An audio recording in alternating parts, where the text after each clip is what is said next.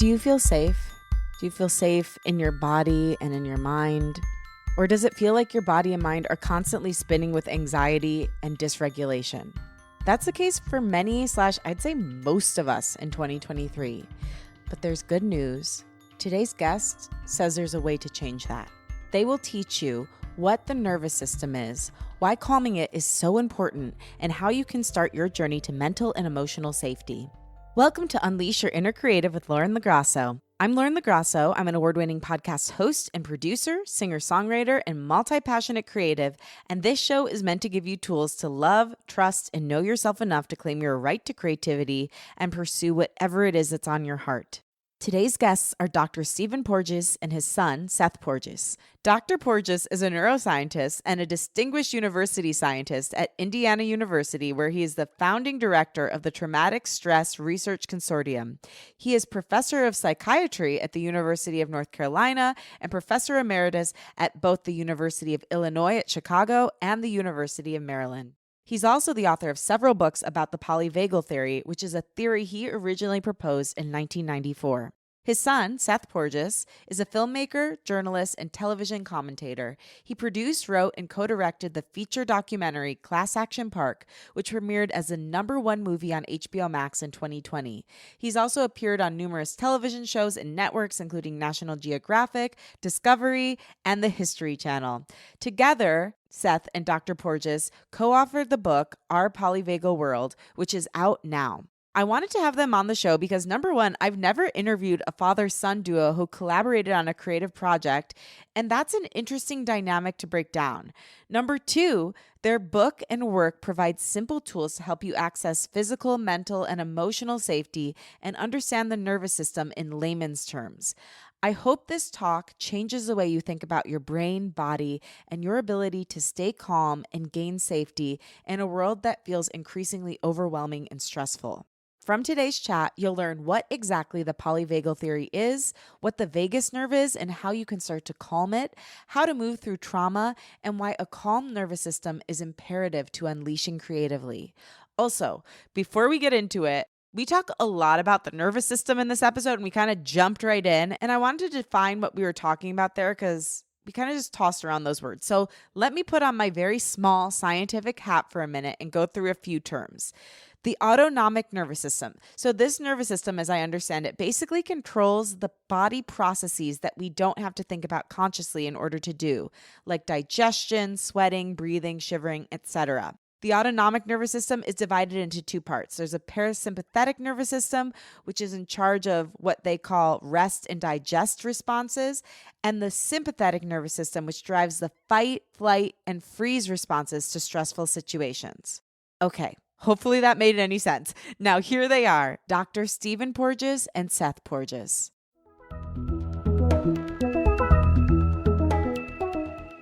I am so happy that you're both here, Seth and Stephen.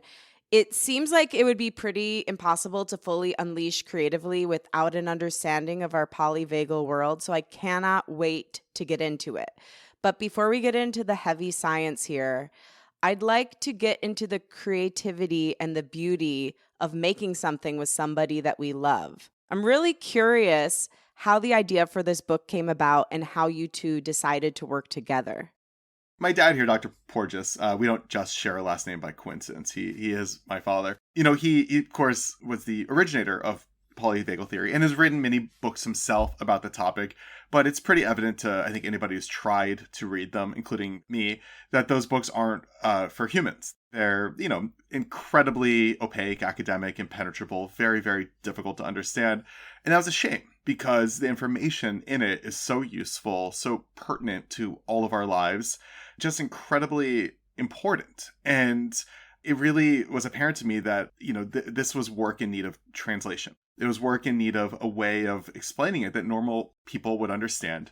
And just through dinner table osmosis, I had kind of picked up a somewhat of an understanding of it and actually had been kind of giving lectures on the topic of polyvagal theory in a way that was really designed to make it understandable to normal people.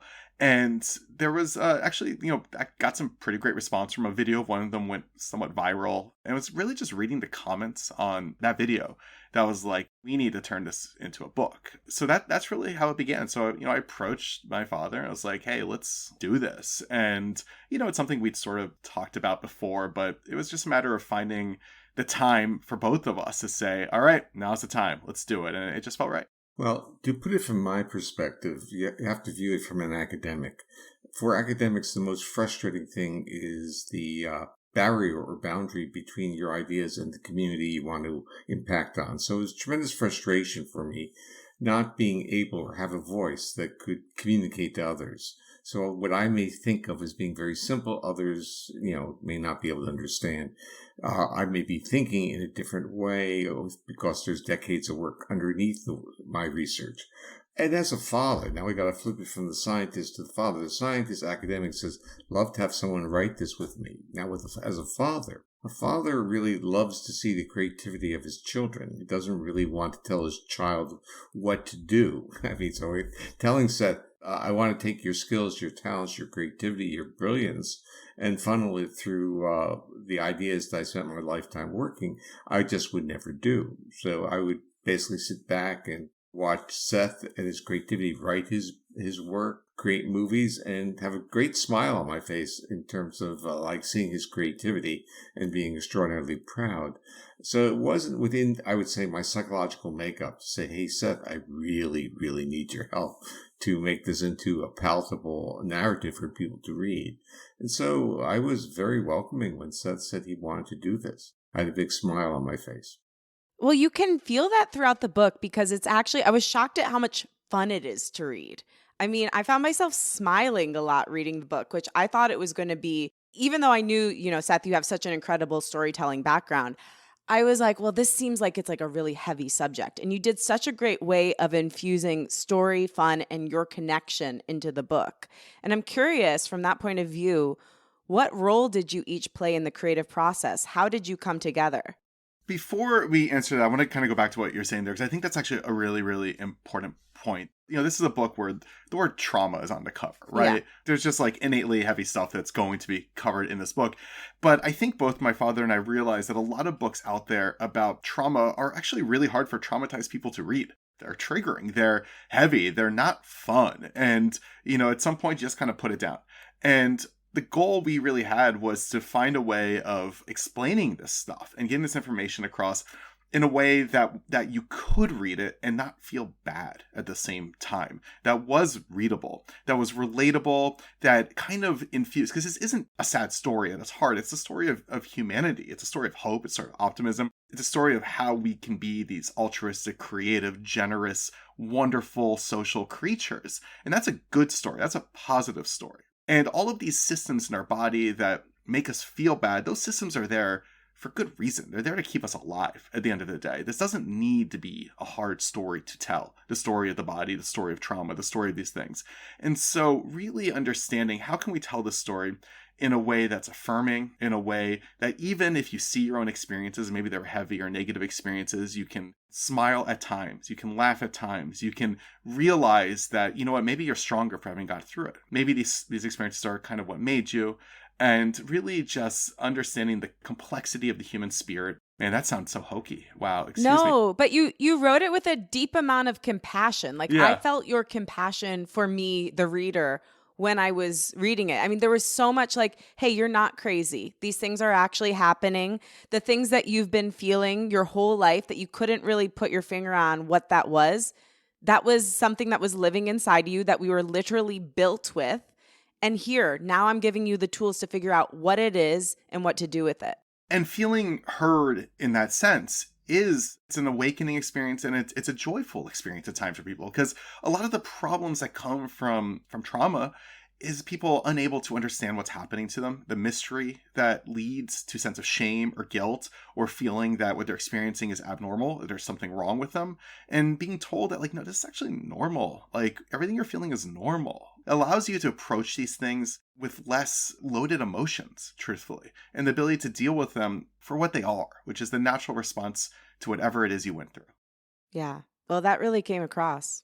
Yeah, I'd like to kind of add to this that I'm not a therapist, but I was a scientist who was very welcomed into the therapeutic world. In fact, people used to say I was a researcher with a heart of a therapist. But the real issue was I wasn't contaminated like many therapists were with this basically passionate desire to fix the damage that they saw. I entered it with curiosity. And in a sense, if in reading the book, you enter your own feelings with the same type of curiosity. You start living a life of wonderment about what your body does. What I often say when I'm on stage with my friends who are, very well-known therapists, I basically say it's not my day job. I'm up here because of my curiosity of deconstructing, and I'm learning from you and I'm learning from the clients. And I don't have the internalized, let's say, passion that I need to get out there and fix things, because I'm really taking a different perspective.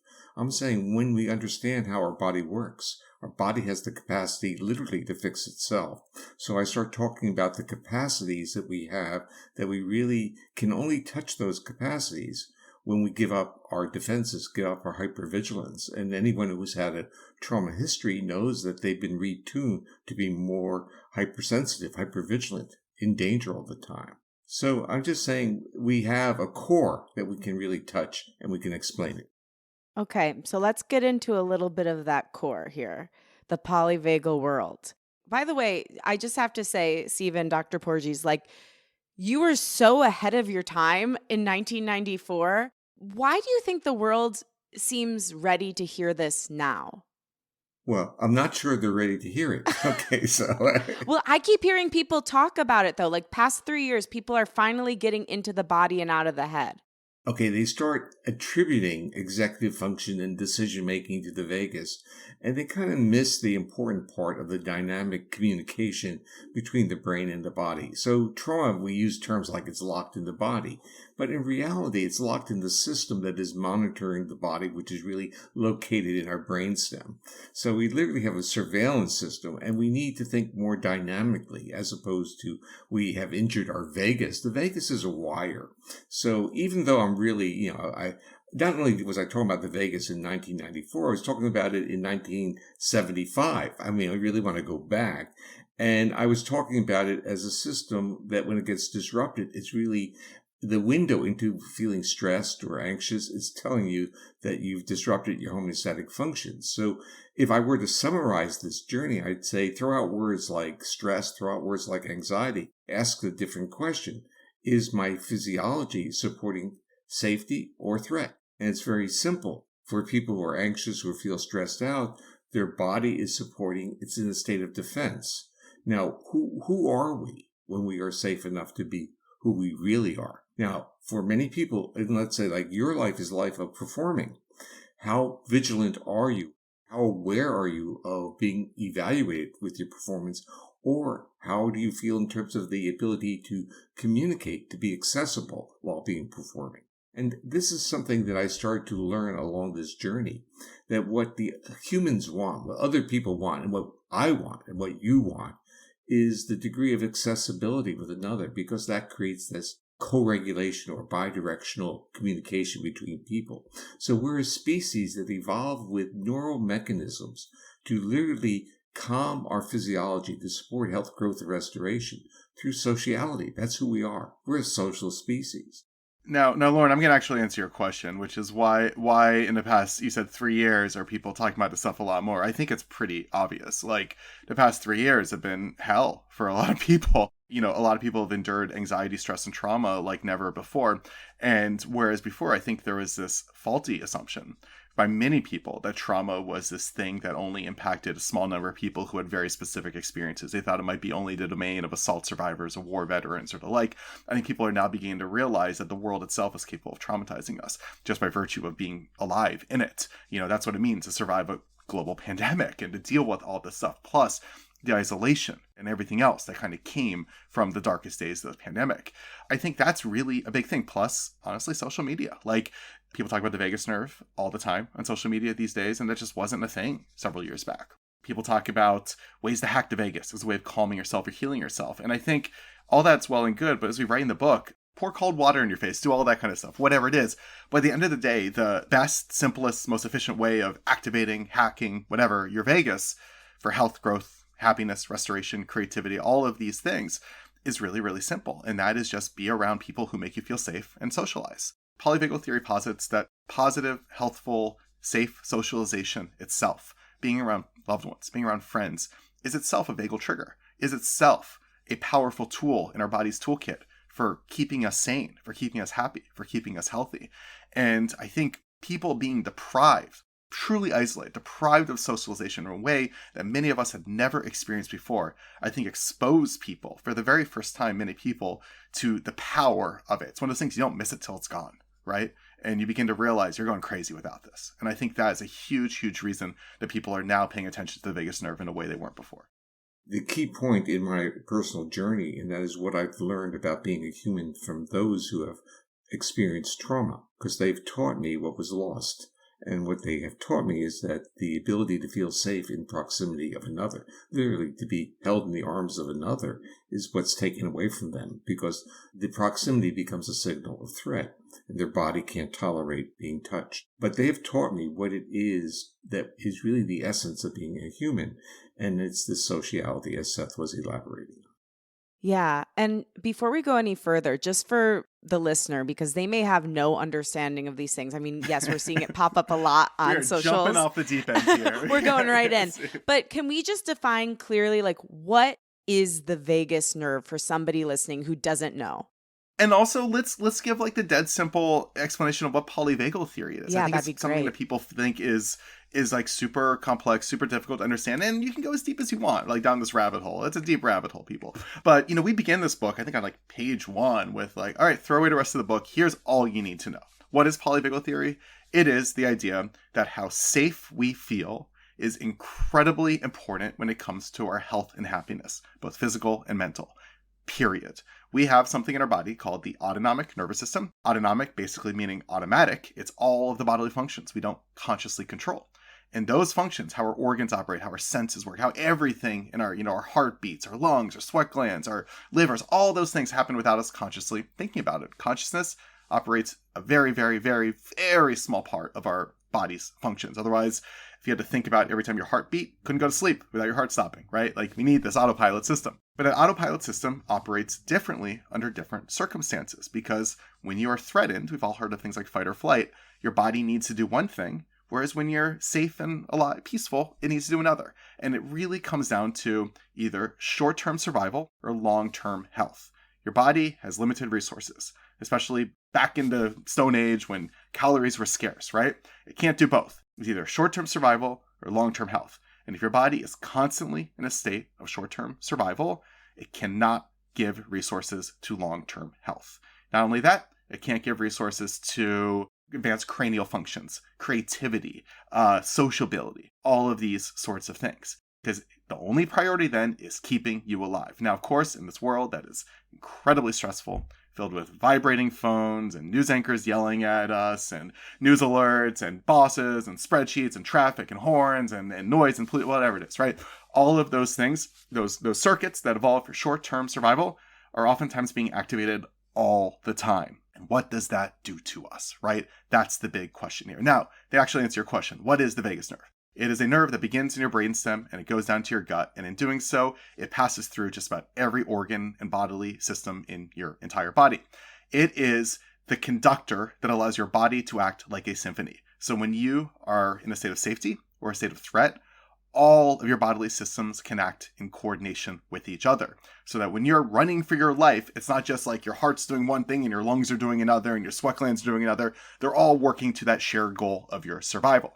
It is what gives us an autonomic, meaning automatic nervous system. The vagus is the conductor that causes our body to shift between these states, we'll call them physiological states, autonomic states, so that when you are feeling safe, your entire body acts one way towards long-term health, growth, and restoration. When you're feeling threatened, your entire body acts towards immediate survival. The vagus nerve is the baton, the conductor is waving in the air that keeps your entire body running in synchrony. But more than that, actually activating this vagus nerve itself is healing. It is a neural break. It is what causes us and allows our body to slow down and to feel safe. And when it is activated through safety, there's different, the word polyvagal implies more than one vagal branch. There is, but we'll just kind of talk about the branch associated with safety right now. The part of the brainstem it plugs into, it's the same part that the cranial nerves that are associated with social behavior plug into. The trigeminal nerve, the facial nerve, the glosopharyngeal nerve, the accessory nerve. These are the cranial nerves that operate our facial muscles, our voice, our larynx, all these things that allow us to be social beings.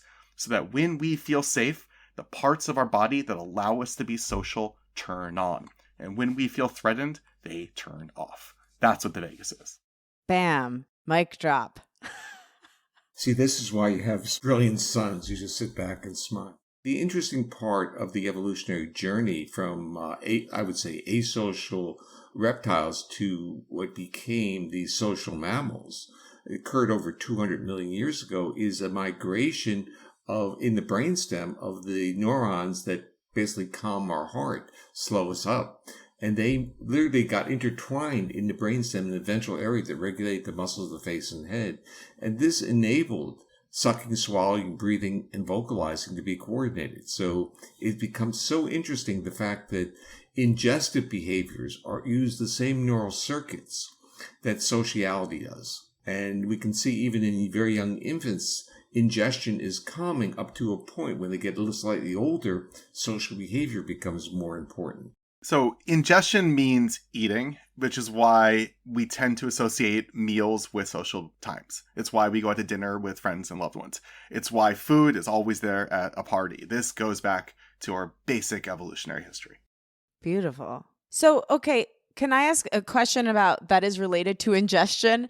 I mean, if somebody has a lot of gut issues, which I historically and even currently have had and have, is that directly connected to the vagus nerve, and can that be helped by vagus nerve stimulation? One of the things polyvagal theory teaches us is how feeling safe, traumatized, transforms our physiology. Trauma is not merely psychological, it is physiological as well. It transforms how every single feeling unsafe and what is being traumatized, but having sort of the goalposts of what makes us feel safe moved, so that perhaps we often or even always feel unsafe. That transforms how our body functions. It transforms how our senses operate. And one of the magic tricks that I like to do if somebody tells me they have a history of trauma is I ask them two questions. I ask them, has your hearing changed and has your digestion changed? And most of them both say yes to one or the other, and also, how did you know that? It's because to them, these things were mysterious. They felt abnormal. They felt weird. And there's nothing scarier than something that feels abnormal, weird, and mysterious, right? And I explained to them, well, your hearing, as Dr. Porges sort of talking about there, our hearing, our ability to hear is tied to our physiological state, whether we feel safe or threatened. When we feel safe, we have middle ear muscles that change position so they can filter the sound of human speech from a loud environment. If you're at a bar, I can have a conversation with you, even if it's pretty loud. You can pull out human voice. The sound of human speech is special to our brains, but only when we feel safe. Because when we feel safe, our bodies are primed for socialization. They're primed to pick out these words. When we feel threatened, middle ear muscles change position, affects the tautness of the eardrum. This is a physiological shift that occurs. It's not magic. It's not witchcraft. It's a physiological shift that occurs. And so instead of picking up the middle frequencies of human voice, we're now tuned to pick up ultra low frequencies of predators, right? Because we're on alert now. Digestion, similarly, when we are feeling safe, our bodies can properly digest. Health, growth, restoration, digestion is a big part of that.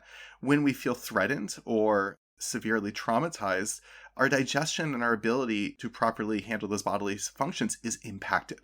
And I think it would posit, I'm not a clinician. I hesitate to always give people any sort of actual advice about anything. Experiences may vary. But oftentimes we look at issues like that and we treat them as symptoms. We say, here's something to deal with your digestion, your hearing, or whatever it might be. When in fact, a lot of those things, what they are symptoms of, perhaps is a nervous system stuck in a state of feeling unsafe, in which the entire physiology perhaps is shifted. And that, I think, gives us, the polyvagal framing of questions related to these things is less about the individual symptom and more, how can we make the entire body feel safe and see what magic sort of occurs from there?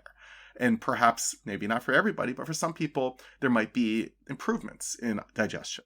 Yeah. I mean, it's really interesting, and you touch on some of these things in the book. And I also just want to thank you for how much compassion you have for people who have survived trauma, because it's apparent throughout the entire book. You always go back to that, and it's very healing to read. But like for me, this started in school. In second grade, I had a teacher that was, I don't know. I mean, I don't know if the word would be abusive, but she definitely wasn't good for me and like humiliated me in front of the class, made me feel stupid. And I remember sitting in like the bottom of my locker with my mom before school started and being like, my stomach hurts. And that's when I first started noticing it. And then years later, I was in a toxic job situation and it really flared up. So I think that was like a re-trigger of the trauma. And I kind of ever since then, it's never really gone away, even though I've since left there and I'm in a much better place. But it's interesting. So some of the presentations Dr. Porges used to give, he had been sent drawings from mostly young people who had experienced trauma, kind of asked to draw their trauma. Where does it manifest in their bodies? And it's so telling when they do it, because you just see like the stomach, the gut. That's where they say it kind of lives almost, right? Is in there. And you can just see it in the way they draw themselves, these self-portraits of themselves and their trauma. It's very difficult for people to logically understand that the trauma changes our physiology. It changes our body, right? But once you begin to understand that, it's freeing. It allows us to view these things not as these mysteries that are hanging over us, but as the natural response to something we have endured and that millions and millions of other people have endured as well. So let me just make a comment, because we need to emphasize that trauma is not the event. Trauma is the individual's response. So if we go to your own experience in school, you were probably told, well, other children get by, it doesn't bother them. So you start to take responsibility for the feelings that your body were telling you were really potently disruptive. And that's abusive. We don't have to say the teacher was. That's where the word neuroception comes in, because it's a physiological detection of threat. It doesn't mean that you are truly threatened by something that society would say someone's trying to injure you. It's that your nervous system interpreted it as bodily threat. And you then went into a physiology of self-protection. And we have to really change our view. This is really important because I think we are very judgy oftentimes of people's experiences and what we constitute as traumatizing or worthy of using the T word, trauma, or whatever it might be. And, I've heard people out there dismissively say that unless, you were in war, you don't have trauma, right? And that's just a fundamental mischaracterization of what trauma is. Trauma is not the event itself, it's how our nervous system responds to it and the changes that our body that occur from that nervous system response.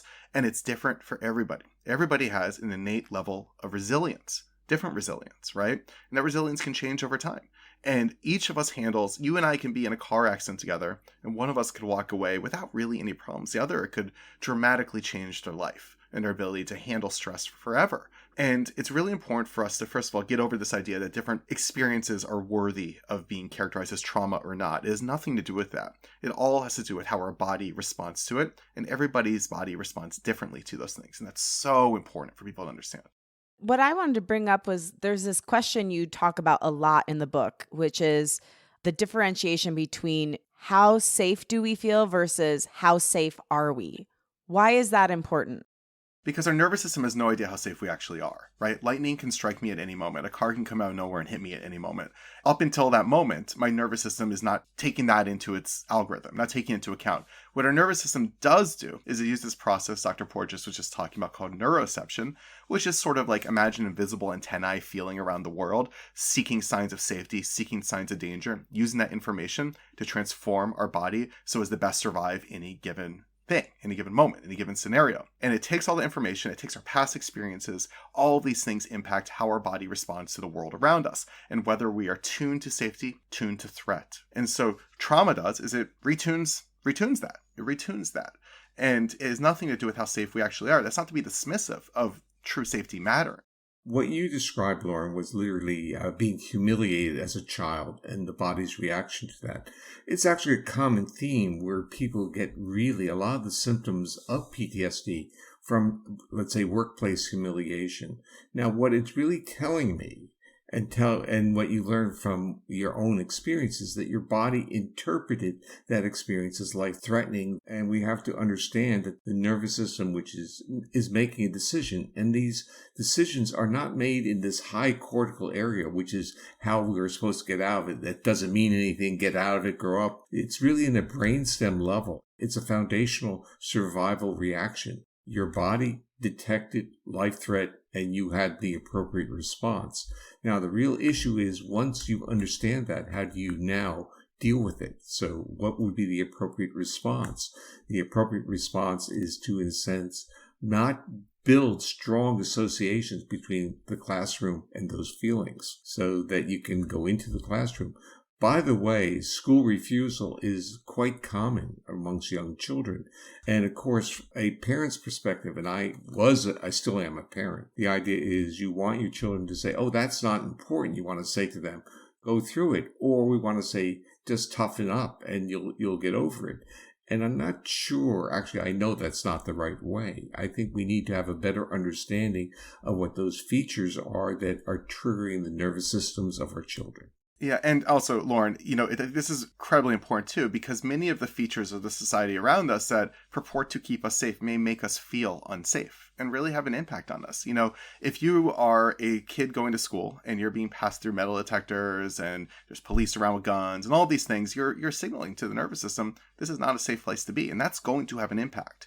And we live in a world that is sort of, I think, dismissive of feelings. Oftentimes, often literally so, feelings don't matter. Truth actually does. It really, really does. And a lot of the systems out there that purport to keep us safe make us feel unsafe. The more cynically minded among us might realize that oftentimes that's intentional, because when we feel unsafe, we act differently. And sometimes the way we act benefits certain people. If you're scared and you're constantly looking at social media because you're doom scrolling, well, somebody's making money off that. We are incredibly engaged in content when we feel afraid, when we feel anger, when we feel outraged. And for media companies and social media companies that all they care about is engagement, well, the algorithm is really just deciding what it's going to show you based on what's engaging. It's going to show us stuff that makes us scared. Basically, piecework. So the notion was that if you motivate a person, meaning make them scared enough or hungry enough, and in basic studies, research on motivation with animal studies, you basically don't feed them. So they're hungry, and that creates the motivation. And if they're highly motivated, they're more productive. But what they really meant was the productivity was greater activity, more lever pressing. Now, in the world that we're in, lever pressing doesn't solve complex problems. To solve complex problems, we need to access higher brain structures, cortical processes. We need to be able to think, to create, and to dream, literally. And that requires a physiology that's not in the state of threat, because the state of threat limits accessibility to certain cortical areas. So, okay, let's say somebody, or we can use me for an example. Like, I have this trauma from a few different experiences in my life. What do I do about it? I mean, you give great examples in the book, but I'd love to share some with the listeners. Dr. Porges, you're the doctor here. Yes, please, doctor, fix me. The first step along a journey of self-healing is an awareness of your bodily responses. So that's step number one. And it is not to interpret, but to experience. So we often have a reaction and then we try to deal with it. So like, I'm stressed, or you made me angry, as opposed to my body's in a state of threat. And you now try to kind of experience it with wonderment. So it's not necessarily an easy journey, but the journey is to place some space between the reaction, the actual effect of the stimulus, and the behavior that you have. I call this a journey of re-embodiment, coming back into your body, because also linked with a lot of the trauma histories and disruptions is a degree of numbness. Now, numbness is a psychological term we use about not feeling our body, but really there's an underlying physiology, and that physiology is that we're turning off the communication, the feedback loops between the organs of our body and our brain. And that's why we start getting all these, quote, psychosomatic disorders. Those psychosomatic disorders, which now are called functional disorders or medically unexplained symptoms, are because you can't get a biopsy or an assessment of an organ that will confirm the discomfort. it's really at the level of the nervous system which will precede the actual damage to the organ. So the nervous system is regulating that organ in a maladaptive way that can literally not allow that organ to self-heal, to replenish itself, and to be healthy. And that's the world we're in. We're in a world which is literally 24/7 evaluation. And we see the consequences not merely in this fear and inability to connect with other people and the fear that others are going to exploit us, but we see simple things like sleep disorders, irritable bowel syndrome, eating disorders, basically dependence on social media or smartphones. We feel that if we don't keep connected, we're going to miss out on, will be evaluated. I think this whole issue is, what is evaluation? Evaluation is what other people think of us, but evaluation is going to a physician's office and getting a test. And how do we feel about getting tests? We feel the same thing. We feel that same uncertainty of doing a final exam. We take exams at school. So everything in our world, or I should say everything, so much of it, the work environment, the medical environment, the educational environment, is all about evaluation. And evaluation is a simple trigger to a nervous system. It's a trigger of threat. Now, it's not that evaluation is bad. It's just that we need some downtime from evaluation. So we need safety. We need time to co-regulate with trusted other individuals. And many people have no one that they can co-regulate with. Can we define that, co-regulation? Because people throw that word around a lot, and I feel like I don't really understand what it is. Co-regulation is sort of the bi-directional way in which we both make other people feel safe, in doing so heal them, and they do that to us as well. You know, if I'm with a loved one, or even just with a pet, right, who makes me feel safe, a biological process occurs in which our bodies are able to shut down into a state of safety so that they can heal together. This is so immensely important to our health. This is why people with, almost a million studies over the years have shown that people with strong social support networks do better through virtually every health condition you can imagine, mental and physical. This is why people who have dogs live longer than those without dogs. You're not going to fix it by prescribing more contact with people or dogs or cats, because it's not the event. You have to be accessible to the animal. You have to be responsive back, likewise with other people.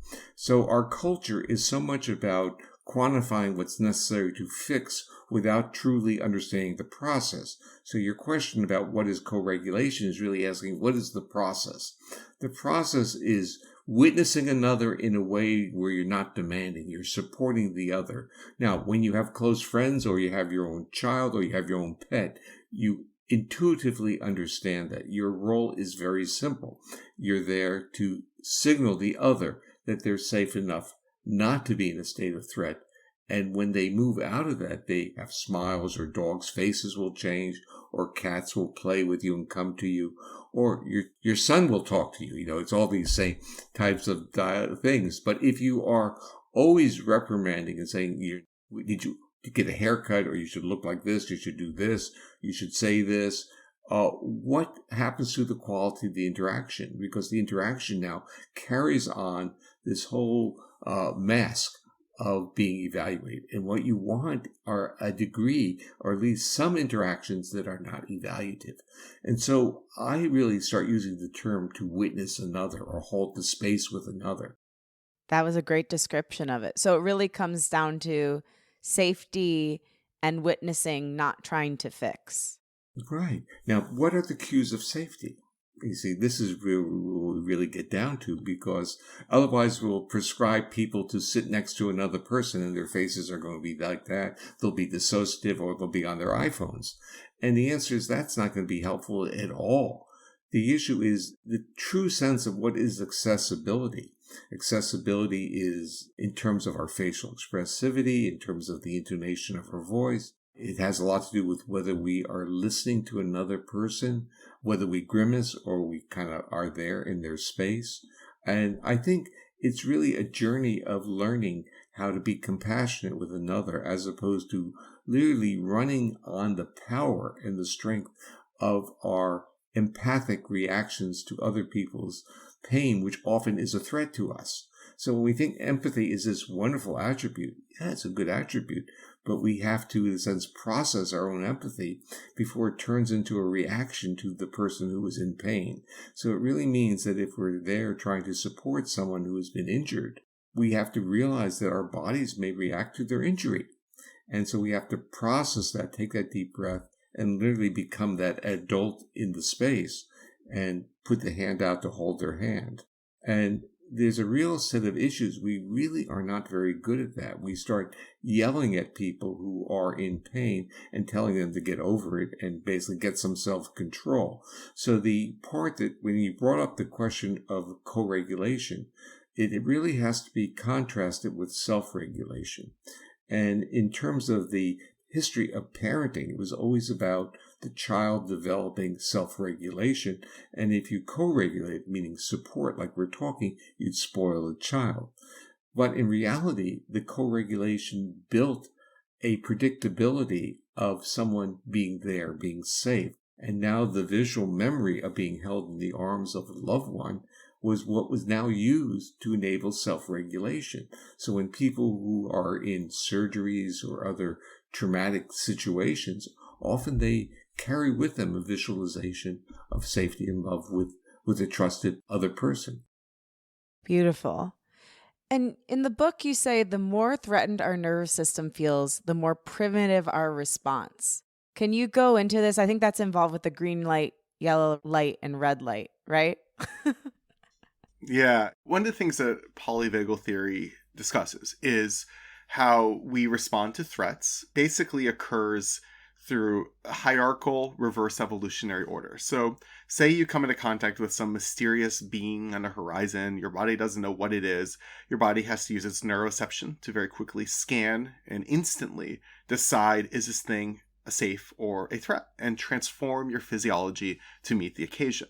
But the order in which that sort of occurs is kind of like a flow chart, where first it kind of assumes that what you're coming in contact with is safe, shifts your body, we call it the green state, but the state of safety, we call it the green state in the book, that allows us to be sociable, allows us to be healthful, allows us to potentially, deal with things with diplomacy, friendliness, share a meal, all that sort of stuff.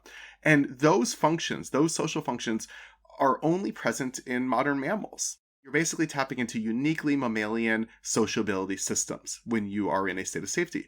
When you're in a state of threat, your body accesses a different, more primitive, meaning it existed in more ancient evolutionary times system that help deal with threat. This we call, our fight or flight system, our sympathetic nervous system. In the book, we call it the yellow system. I loved it. It was great for the layman's like me. Yes. And then if you, let's just say your body has decided whatever you're coming in contact with isn't just a threat, but a severely life-threatening scenario in which death might actually occur. Oftentimes when we encounter such severe duress, we don't actually mobilize and activate. We don't fight or flight. We freeze, we shut down, we dissociate. And this is really important. I think more people are beginning to understand this, but until recently, this wasn't really acknowledged. And so you have legal systems, jurors, media, judgmental peers who all sort of assume that if somebody was severely threatened, they would have activated. There'd be a sign of a struggle, for example. When people freeze or shut down, their narrative is often doubted, and they begin to doubt their narrative themselves because they wonder, why didn't I fight back? Why did I freeze? And this is a completely natural response. It's also, as I said, a completely ancient response. This goes back to the very earliest vertebrates. This is how many reptiles respond to threats. They actually freeze and play dead. And this is the same system that occurs in humans, often when they're under severe duress and they freeze, faint, or shut down. Some of the symptoms that people have is they literally under threat may literally become amnesic and not even know where they are. That may be in a sense, initial ones they may pass out, and subsequently, because a lot of people have repeated abuse experiences, and the initial ones, their bodies may literally totally shut down. They might defecate or urinate, and the body may do that, but subsequently they may just dissociate where their mind adaptively moves them to someplace else while not threatening their body's survival. So I was going to say with the yellow one, like for instance, there have been many occasions when I'm talking to someone who I don't feel safe with. They're not maybe like going to physically threaten me, but I don't feel like I have emotional safety with the person. And I feel my whole body get tight. My voice gets more monotone. My jaw clenches up. Sometimes my teeth will even start chattering. Would that be the yellow phase? Often, I mean, so the yellow state, I think the easy way to think about it is just mobilization. If you're feeling mobilized, that's probably the yellow state. If you're feeling shutting down, that could perhaps be the red, and it could be a little bit of both. There are two parts going on with what you described. The yellow is a resource. So it can literally, if the green, meaning our social engagement system, is still there, we can mobilize. We call that dancing and playing. So we can see in people's faces exuberance and they run in, but they're not pulling knives or trying to kill someone else.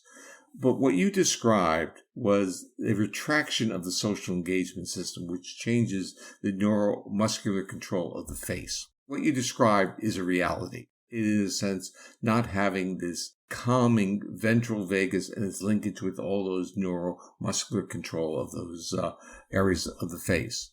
And so that was retracted and the sympathetic nervous system was on as well. When you retract the social engagement system, what really happens is that you give permission for the sympathetic nervous system to just press the metal to the floor, basically get you out of there quickly. So when you were in that or felt uncomfortable with the person, you pulled back the social engagement and the ventral vagus, and you were now poised to get energy out of your body if you needed to get out of that room quickly.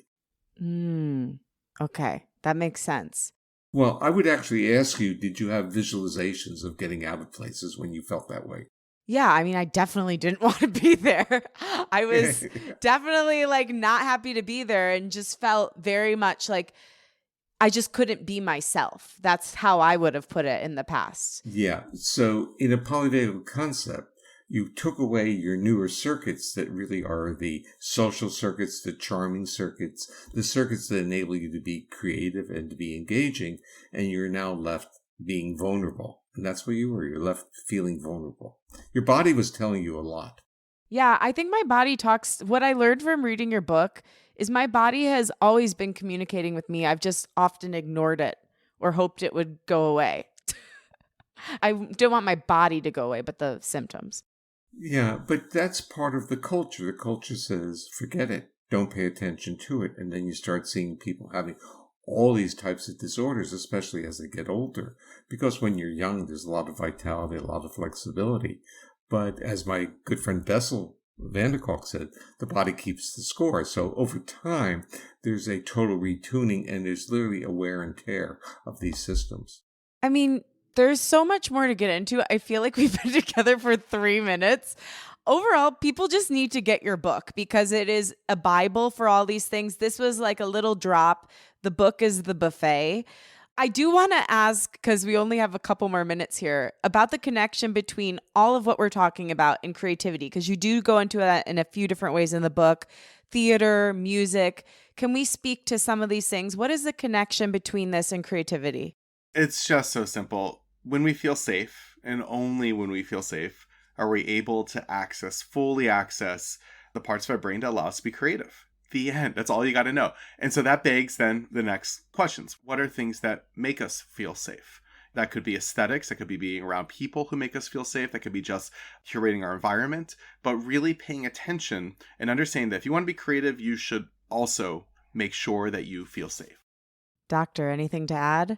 Well, I'm a student when Seth talks. So the other part, I'd push it even into the aspects of spirituality. So I would go even further in saying that people think that spirituality can be driven by fear, that you're fearful, and that is spirituality.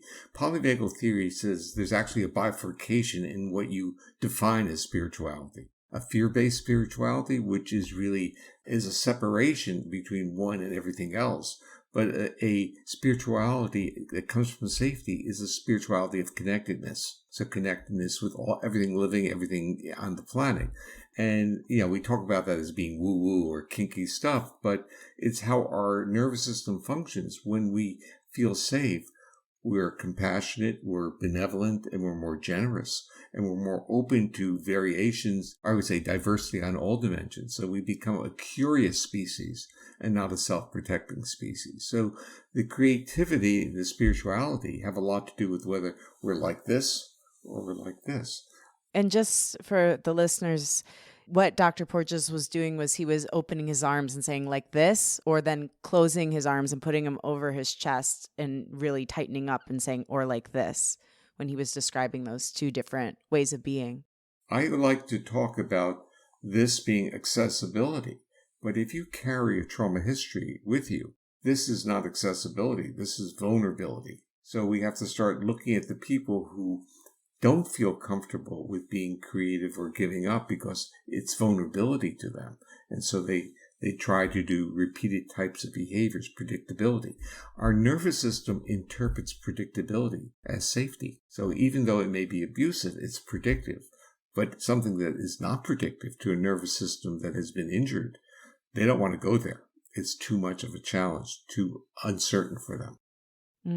There's another part. Remember that this is my ventral part of my body. And when I'm in, quote, a ventral vagal state, where am I? I am open in my ventral side of my body. Now, if you have a dog or a cat and watch them when they go on their back, they're telling you what state they're in. If they are welcoming you to rub their bellies, which is the ventral side. Now, for mammals, especially social mammals, the ventral side is a sign of vulnerability. It's, so the back, we harden with our backs, we hunker down. It's metaphorically, but it's also a reality. This is our vulnerable side of being injured. And ventral is front and dorsal is back. Yeah. Okay, final question, you guys. And again, I'm not kidding you, like 10 pages of questions, but maybe you'll come back sometime. That would be great. Anytime. I love the father-son dynamic too. Thank you both for coming on. This was so beautiful to see. Can we just give the listener a tool of breathing? You talk a lot in the book about breathing, about its ability to make us feel safe. What would be your best breathing tool to give someone? Yeah, I before we do that, I think it's important for people to understand why breathing calms us down, because we our modern world is filled with people talking about breathing and slow breathing. It's like built into the Apple Watch now. That's the point we've reached. But I think very few people understand what's going on and why, and it's really, really, really simple and logical. And I think it's really important to understand, because if you're somebody who might be dismissive of the power of breathing because you're like not into yoga or something, it's important to understand, I think, on a physiological level, what's happening, why this works, and why it's important. Basically, again, our autonomic, meaning automatic nervous system, controls most of our bodily functions, all that stuff we don't consciously control, like our heart, all that kind of stuff. It also controls our breathing. But breathing is unique in that it is the rare autonomic function that is both controlled automatically, but also something we can consciously take control of. If I don't think about my breathing, I continue to breathe. If I choose to think about my breathing, I can hold my breath, I can breathe out slowly, I can do almost anything I want. I can play an instrument, I can do all sorts of cool things. And that fact that it is an autonomic function that we can consciously control is what makes it so powerful. Because our autonomic nervous system acts in synchrony. When our heart beats fast, everything else kind of speeds up with it. So by slowing down our breathing, we are basically telling our body that we're not actually running for our life. And that signal of safety bounces up and down our entire body through our vagus nerve and slows down the entire body, including our heart. So to answer your question, what can you do for breathing?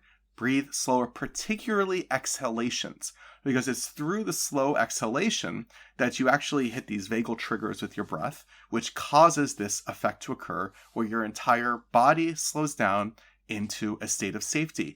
Focusing on the inhalation can be counterproductive. You might actually kind of do something closer to hyperventilation, which is sort of the opposite of what we're talking about. But, slow breathing, particularly slow exhalations, will slow down your entire body by kind of getting in the middle of your autonomic nervous system and causing the whole thing to slow down. The vagal effect on the heart works during exhalation, and during inhalation, you literally lift the vagal brake off the heart. And you as a singer understand that, because singing or playing a wind instrument, you are obligated to exhale slowly, and may find those moments of singing or playing the musical instrument especially comforting and feeling good. I used to make those statements when I gave lectures, and then people got upset with me because they were string players and keyboard players, and they said, we breathe the same way. They were breathing with the phrases of music. That's how they breathe. And I was really saying, okay, you can do that, but if you're a singer or a wind instrument player, you have no choice. And I often say that I was a clarinetist. Oh. I often attribute my clarinet playing as an adolescent with my survival as an adolescent, that it enabled me to spend those, I would say, an hour a day. I was a classical musician, to literally journey through different physiological states of thought and contemplation while practicing. That is so beautiful. I can't think of a better way to end. The clarinet helping save a life and helping you it all connects, it just to what you're doing now, to creativity. Thank you. Thank you both for being here and for this work. Everybody, please go get our Polyvagal World. It is so, so good. It's actually fun to read. It's like just soul affirming and also gives you tools to feel more safe in the world, which we all really need right now. Thank you both. Well, thank you, Lauren.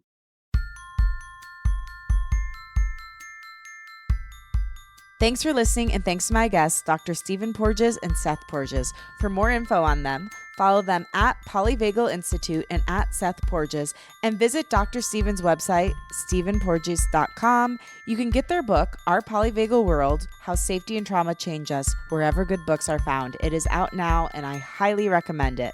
Thanks to Rachel Fulton for helping edit and associate produce this episode. Follow her at Rachel M. Fulton. Thank you to Liz Full for the show's theme music. Follow her at Liz Full. And again, thank you. If you like what you heard today, remember to rate, review, and follow the show on Apple Podcasts, Spotify, or wherever you get your podcasts. Share the show with a friend and post about it on social media. Tag me at Lauren LaGrasso and at Unleash Your Inner Creative, and I will repost to share my gratitude. Also tag the guests at Polyvagal Institute and at Seth Porges so they can share as well. My wish for you this week is that you just breathe. Breathe in when you're in a moment of anxiety and let your nervous system know that you are safe. Whenever you feel anxious or spinning or just overwhelmed, breathe. I know it seems simple. I know it can feel stupid, but I swear to God, it makes such a massive difference. Breathing really can change your life. Okay, I love you and I believe in you. Talk with you next week.